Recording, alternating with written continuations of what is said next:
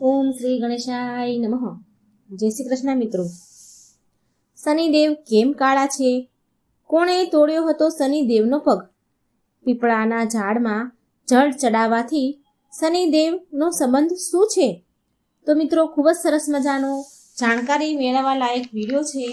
અંત સુધી સાંભળજો અને વિડીયો સારો લાગે તો લાઈક અને શેર પણ જરૂર કરજો. આ રહસ્યની વાત શનિદેવની લગભગ જ કોઈ જાણતું હશે, બાકી નહીં જાણતું હોય તો આ વિડીયોને બને એટલો વધારે ને વધારે શેર કરજો. અને આ ચેનલને મિત્રો સબસ્ક્રાઈબ કરવાનું ભૂલશો નહીં, કારણ કે આમાં હું રહસ્યમય વિડીયો, ભગવાનની પુરાણોની કથાઓ, વાર્તાઓ લઈને આવું છું, જે ખૂબ જ પવિત્ર છે. આપણા પાપોને ભસ્મ કરનારી અને આપણો ઉદ્ધાર કરનારી કથાઓ છે ભગવાનની. તો મિત્રો, આ વિડીયોને આપણે સાંભળીએ. ઓમ શનિદેવ શનેશ્વરાય નમઃ. જય હનુમાન. આજનો સવાલ છે આપણો કે 5 વર્ષથી ઓછા આયુષ્યવાળા બાળકની કુંડળીમાં શનિનું સ્થાન કેમ નથી હોતું?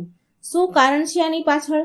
અને સવાલ નંબર 2, પ્રશ્ન 2, બધા જ દેવતા એકથી એક સુંદર છે, તો પછી શનિદેવ રાક્ષસો કરતાં પણ વધારે કાળા અને કદરૂપા કેમ છે? ત્રીજો પ્રશ્ન છે કે પીપળાના જળમાં પાણી ચડાવવાથી અને પીપળાના ઝાડને શનિ સાથે શું સંબંધ છે? આ ત્રણેય પ્રશ્નનો આપણે ઉત્તર જાણીશું. મિત્રો, વિનંતી છે, વિડીયોને વધારે ને વધારે શેર કરજો, લાઈક કરજો, અને હજી સુધી જો તમે ચેનલ સબસ્ક્રાઈબ નથી કરી તો એકવાર ચેનલને સબસ્ક્રાઈબ જરૂર કરી દો.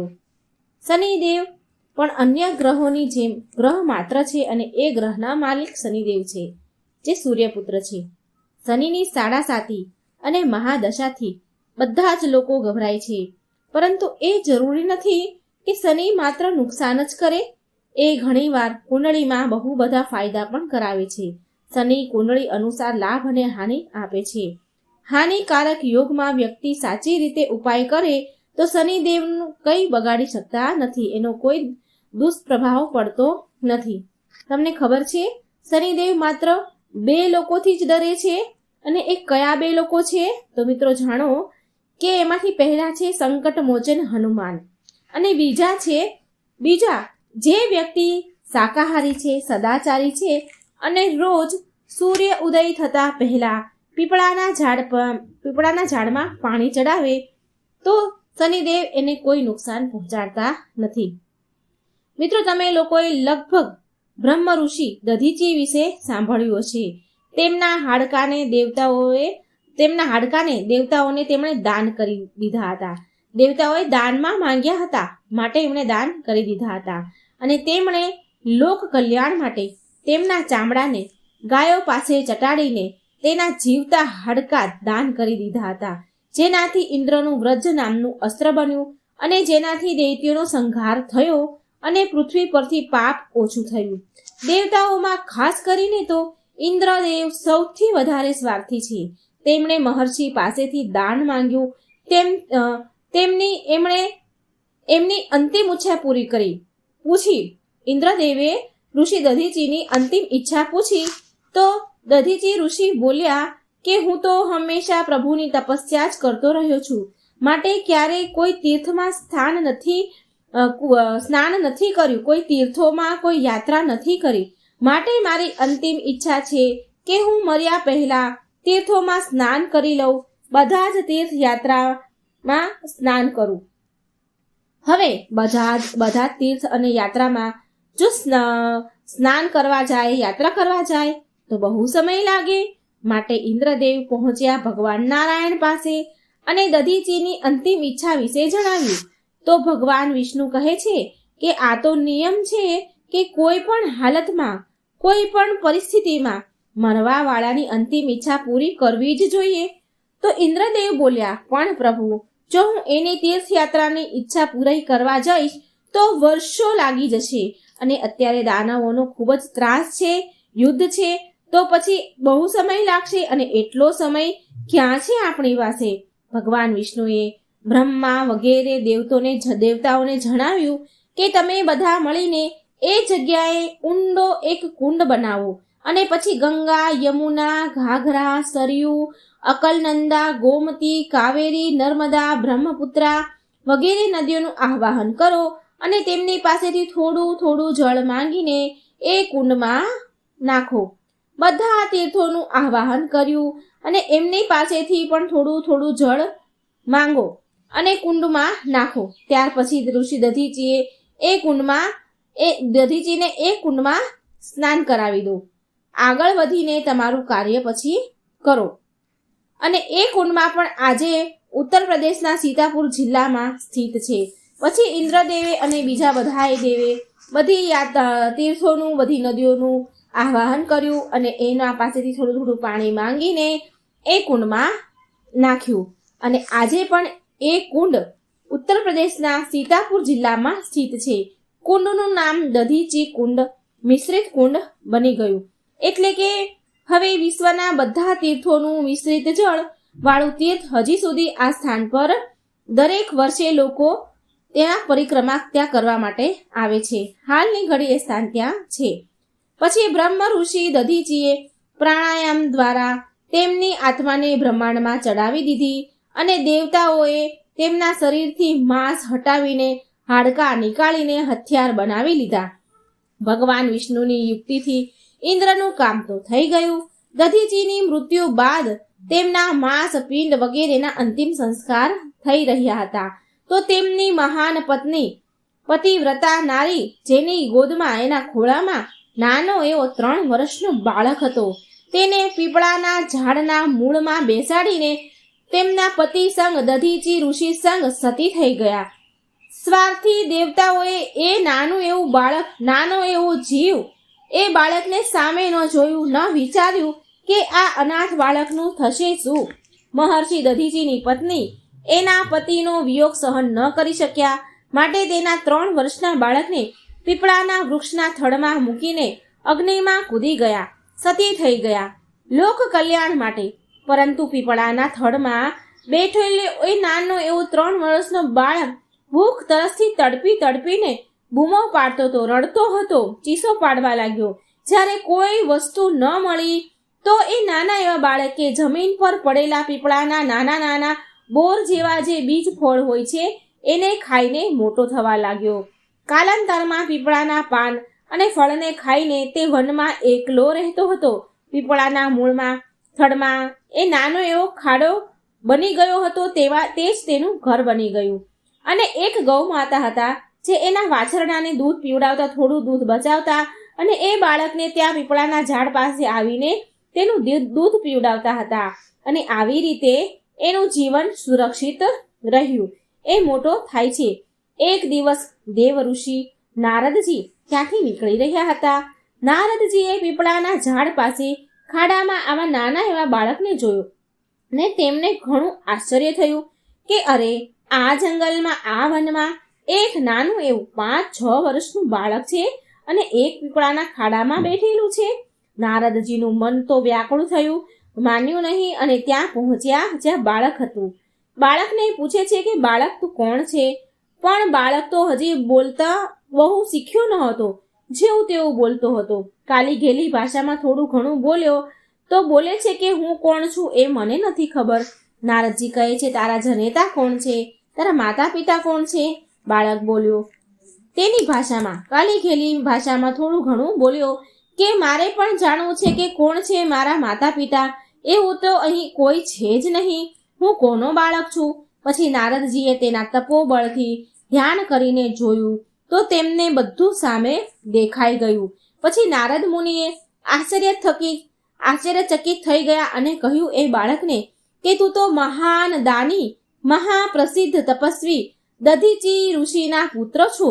તારા પિતાના હાડકાના વજ્ર બનાવીને દેવતાઓએ અસુરો ઉપર વિજય મેળવ્યો હતો. એ પણ કહ્યું કે તારા પિતા દધીચીની અકાળ મૃત્યુ થઈ ગયું છે. બાળક બોલે છે કે હે ઋષિવર, હે દેવર્ષિ, મારા પિતાની અકાળ મૃત્યુનું કારણ શું હતું?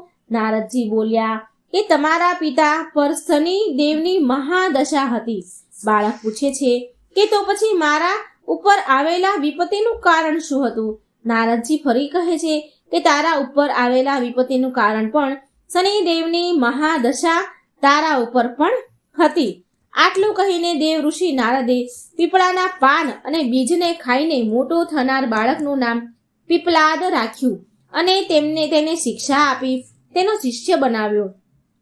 નારદજીએ તેને બ્રહ્માજીને ખુશ કરવાનો, પ્રસન્ન કરવાનો એક મંત્ર બતાવ્યો અને કહ્યું કે આ મંત્રનો જાપ કરીને તમે બ્રહ્માજીને ખુશ કરો. નારદજીના ગયા પછી બાળકે પીપલાદે નારદજીના બતાવ્યા અનુસાર બ્રહ્માજીની ઘોર તપસ્યા કરી અને તેને પ્રસન્ન કર્યા. બ્રહ્માજીએ જ્યારે બાળક પીપલાદથી પ્રસન્ન થયા તો તેને વરદાન માંગવાનું કહ્યું. તો પીપલાદે વરદાનમાં માંગ્યું કે મારી દ્રષ્ટિ માત્રથી હું જેના ઉપર જોઉં એ જોવા માત્રથી કોઈ પણ વસ્તુ, પ્રાણી, જીવ બળી જવો જોઈએ. આ વરદાન, આ શક્તિ મને આપો. હું જેના ઉપર દ્રષ્ટિ નાખું એ બળી જવો જોઈએ. બ્રહ્માજીએ વરદાન આપ્યું અને અંતર ધ્યાન થઈ ગયા. બ્રહ્માજી પાસેથી વરદાન મળી ગયું એટલે પ્રથમ પહેલા તો પીપલાદે શનિદેવનું આવાહન કર્યું અને તેની સામે બોલાવ્યા. હવે શનિદેવ તો બહુ ઘમંડ સાથે આ બાળક મારી પૂજા કરીને મારું આવાહન કરી રહ્યો છે. મારી મહાદશાથી એના પિતાની મૃત્યુ થઈ છે અને એના પછતાવાની જગ્યાએ આગળ પણ બીજા લોકો પણ કરશે. આમ વિચાર કરીને શનિદેવ તો જાય છે કે ભગવાન શિવ અને નારાયણની જે મારી પણ પૂજા થશે, મારી પણ લોકો પૂજા કરશે. આમ વિચારતા વિચારતા શનિદેવ પ્રગટ થયા. શનિદેવ બોલ્યા, હે બાળક, આંખો ખોલ. હું સૂર્યપુત્ર શનિદેવ તારી સામે છું. તારો અભિપ્રાય આપ. તું કોણ છે? શનિદેવને સામે જોઈને પીપલાદને તેની માતા, તેના પિતા અને તેના પર આવેલા દુઃખ બધા યાદ આવી ગયા અને તેને અત્યંત ક્રોધ આવી ગયો અને આંખો ખોલીને ક્રોધમાં શનિદેવને ભસ્મ કરવાનું શરૂ કરી દીધું. શનિદેવના આખા શરીરમાં આગ લાગી અને તે બળવા લાગ્યા. બ્રહ્માંડમાં હાહાકાર મચ્યો. બ્રહ્માજીના વરદાન અનુસાર જેવી તેને આંખો ખોલી કે સામેવાળું બળીને ભસ્મ થાય તો પહેલી ક્રોધમાં આંખો એણે શનિદેવ સામે ખોલીને જોયું. ક્રોધમાં શનિદેવ તો બળવા લાગ્યા. બ્રહ્માંડમાં હાહાકાર મચ્યો. સૂર્યપુત્ર શનિની રક્ષા કરવા બધા જ આવ્યા, પરંતુ આ શું?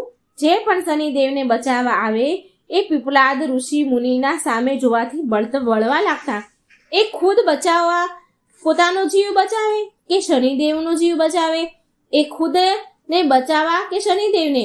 બધા દેવતા વિફળ થઈ ગયા, નિષ્ફળ થયા અને સામેથી ભાગી ગયા.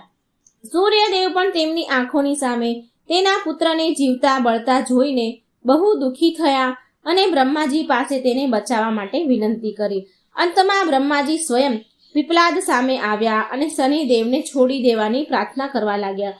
પણ પીપલાદ તૈયાર થયા નહીં. બોલ્યા કે આ દુષ્ટના કારણે મારા પિતાનું અકાળ મૃત્યુ થયું છે. મારા પિતાના મૃત્યુ થવાથી મારી મા સતી થઈ ગઈ અને હું એક અનાથ થઈ ગયો અને મારી નાની એવી ઉંમરમાં ભૂખ્યો તરસ્યો આ જંગલમાં ભટક્યા કર્યો. હું આને નહીં છોડું, કોઈ પણ કિંમત પર નહીં છોડું. બ્રહ્માજીએ એકના બદલે 2 વરદાન આપવાની વાત કહ્યું કે જે થયું તે જતું કરો. એ વાતને ભૂલી જાઓ. આ દેવતા છે, આને છોડી દો. તેના કર્મ પર રહેવા દો તેને. પણ પીપલાદ બોલ્યા કે હું આને કોઈ કિંમત પર નહીં છોડું. આને બાળીને ભસ્મ કરી દઈશ. બ્રહ્માજી બોલ્યા, પીપલાદ, તું એકની જગ્યાએ 2 વર માંગી લે, પણ શનિદેવને છોડી દે. આટલી વિનંતી કર્યા બાદ બ્રહ્માજી પર પીપલાદને દયા આવી અને પીપલાદ બોલ્યા, ઠીક છે, તમે મને 2 વરદાન આપો, હું આનો જીવ બચાવી લઈશ, હું એને છોડી દઈશ. બ્રહ્માજી પાસેથી ક્યાં 2 વરદાન માંગ્યા પીપલાદે? તો પીપલાદ ઋષિએ છતાં પણ લોક કલ્યાણ માટે, લોકનું સારું થાય એ માટે વરદાન માંગ્યું. અને આ જ ઋષિઓનો સ્વભાવ હોય છે કે બીજાનું ભલું કરવું. પીપલાદ ઋષિ બોલ્યા કે મુજ અનાથને શરણમાં આ પીપળાના વૃક્ષે શરણ આપ્યું છે. મને આ પીપળાના વૃક્ષે મોટો કર્યો છે. એના વૃક્ષના પાન, એના ફળ ખાઈને હું મોટો થયું છું અને મને અહીંયા શરણ મળી હતી. માટે જે પણ વ્યક્તિ સૂર્યોદય પહેલા પીપળાના વૃક્ષને જળ અર્પણ કરશે એના ઉપર શનિની મહાદશાની કોઈ અસર ન થવી જોઈએ. બ્રહ્માજી બોલ્યા, તથાસ્તુ. બીજું વર માંગ્યું પીપલાદ મુનિએ કે જન્મથી લઈને 5 વર્ષ સુધીના બાળક, કોઈ પણ બાળકની કુંડળીમાં શનિનું સ્થાન ન હોવું જોઈએ, જેનાથી કોઈ પણ બાળક મારા જેવું અનાથ ન થાય. બ્રહ્માજીએ તથાસ્તુ કહ્યું. અને વરદાન આપ્યું. છતાં પણ પીપલાદનો ક્રોધ શાંત ન થયો. હવે પીપલાદ મુનિએ તેના બ્રહ્મદંડ ઉઠાવ્યો. બ્રહ્મદંડ એટલે જે ઋષિ મુનિઓ જોડે લાકડી રાખે, લાકડીનો એક દંડો હોય છે. આ માત્ર ઋષિઓ પાસે જ હોય છે, ઋષિઓ જ રાખે છે. આના ઉપરના ભાગના બગલમાં ફસાવા માટે એક લાકડું હોય છે. જ્યારે તપસ્વી તપસ્યા કરે છે તો તેને ટકાવી રાખે છે. ક્યાંક ઊંઘમાં તેનું શરીર આડું ન પડી જાય, સૂઈ ન જાય, માટે એ ટેકો રાખે છે. પૂરી તપસ્યામાં એ તપસ્વીના શરીર સાથે લાગેલું હોય છે બ્રહ્મદંડ, માટે તેમાં બધા પ્રકારની શક્તિનો સંચાર હોય છે એ બ્રહ્મદંડમાં. આજે પણ ઘણા બધા સાધુ પાસે આવો પવિત્ર બ્રહ્મદંડ હોય છે. તેને દંડી કહેવાય છે, દંડી સ્વામી કહેવાય છે. પીપલાદ ઋષિએ બ્રહ્મદંડથી શનિદેવને મારીને તેમના પગના હાડકાં તોડી નાખ્યા. પછી તેમને મુક્ત કરી દીધા હતા. પરિણામ સ્વરૂપ શનિદેવના પગ ઘાયલ થયા, ક્ષતિ પહોંચી અને પછી તે એકદમ ઝડપથી તેજીથી ચાલવાને લાયક ન રહ્યા. ત્યાર પછી શનિદેવ વિશે કહેવાય છે કે જે ધીરે ધીરે ચાલે છે એ જ શનેશ્વર છે અને તે શનિમાંથી શનેશ્વર થઈ ગયા. શનિદેવને અગ્નિમાં બળવાના કારણે તેમની જે કાયા છે તે ચામડી બળીને અંગ ભંગ થઈ ગઈ અને તેમનો રંગ કાળો થઈ ગયો. તો મિત્રો, સંપ્રતિ શનિની કાળી મૂર્તિ અને પીપળાના વૃક્ષની પૂજાનું માત્ર ને માત્ર આ જ ધાર્મિક હેતુ છે. આગળ જઈને દધીજી પુત્ર પીપલાદે પ્રશ્ન ઉપનિષદની રચના કરી, જે આજે પણ જ્ઞાનનો વ્રત ભંડાર છે. ઘણા લોકોનું માનવું છે કે શનિની માતા છાયા છે માટે તે કાળા હતા, પણ આવું નથી. પીપલાદ મુનિની ઘટના પહેલા શનિદેવ બધા જ અન્ય દેવતા કરતા અન્ય દેવ જેવા જ શનિદેવ પણ સુંદર દેખાતા હતા. એ કાળા ન હતા. એમને જ્યારે પીપલાદે બાળ્યા ત્યારે એ કાળા થયા અને લંગડા પણ ત્યારે જ થયા, જ્યારે પીપલાદે મારીને બ્રહ્મદંડથી શનિદેવના હાડકાં તોડ્યા. ત્યાર પછી શનિદેવ માત્ર 2 વ્યક્તિથી જ ડરે છે. એક તો હનુમાનજી છે. હનુમાનજીથી કેમ ડરે છે આની કથા પણ મારી ચેનલમાં મિત્રો મૂકેલી છે, જે તમે જઈને મારી ચેનલમાં જઈને સાંભળી શકો છો. અને કોશિશ કરીશ કે હું ડિસ્ક્રિપ્શનમાં પણ આ લિંક મૂકું, અથવા તમે સાંભળી શકશો કે શનિદેવ હનુમાનજીથી કેમ ડરે છે. શનિદેવ બીજાથી ડરે છે કે પીપળાના વૃક્ષમાં જળ જે ચડાવે છે. તો મિત્રો, આશા છે કે તમને આ શનિદેવની વાર્તા સારી લાગી હશે, ઘણું બધું જાણવા મળ્યું હશે, રહસ્ય જાણવા મળ્યું હશે. તો જ્યારે શનિની સાડાસાતી હોય કે શનિની નડતો હોય કુંડળીમાં, તો આવી રીતે પીપળાના ઝાડમાં તમે પાણી ચડાવશો સૂર્યોદય પહેલાં, તો તમારા ગ્રહ પર જે શનિની દુર્દશા હોય એ કોઈ અસર નહીં કરે. તો મિત્રો, આ રહસ્યની વાર્તા તમને કેવી લાગી? આ વિડીયો કેવો લાગ્યો? આવા જ રહસ્યમય વિડીયો સાંભળવા માટે આ ચેનલમાં જજો, સાંભળજો અને ચેનલને સબસ્ક્રાઈબ જરૂર કરજો. ઓમ શનીશ્વરાય નમઃ. હે શનિદેવ, જે કોઈ આ વાર્તા સાંભળે તેના ઉપર તમે કૃપા કરજો, કષ્ટ કાપજો, એવી મારી પ્રાર્થના છે. જય શ્રી કૃષ્ણ. રાધે રાધે. Thank you.